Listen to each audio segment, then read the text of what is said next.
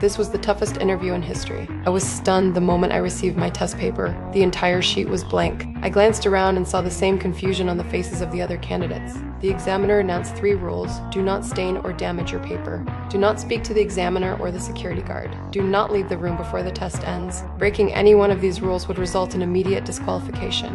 Any questions? None of us dared to speak, since we had just been told not to talk to the examiner. Seeing no one respond, he started the countdown and then turned to leave the room. Staring at the blank sheet in front of me, I felt just as lost as everyone else. At that moment, I saw a black-haired woman finally lose her patience. She assumed the company wanted them to write a professional report, but the moment she started writing, the security guard walked over and escorted her out. She had broken the first rule, staining the paper. After seeing this, we all quickly put down our pens.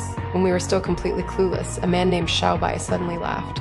He pointed out that the examiner had only stated 3 prohibitions, which meant that as long as we didn't break those rules, we could do anything else.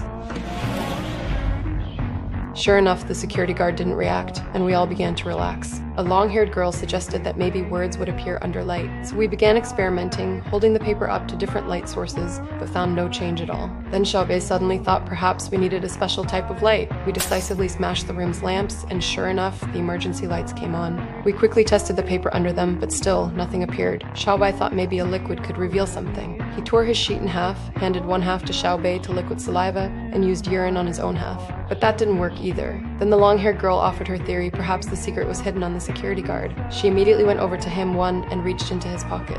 Since she wasn't breaking any rules, the guard didn't stop her. She pulled out a lighter. Looking up at the smoke detector, she seemed to have an idea. She climbed onto the table and lit the lighter, but it clearly wasn't high enough.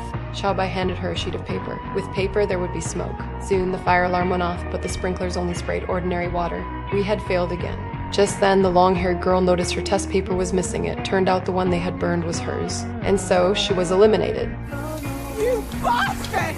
How could you? How could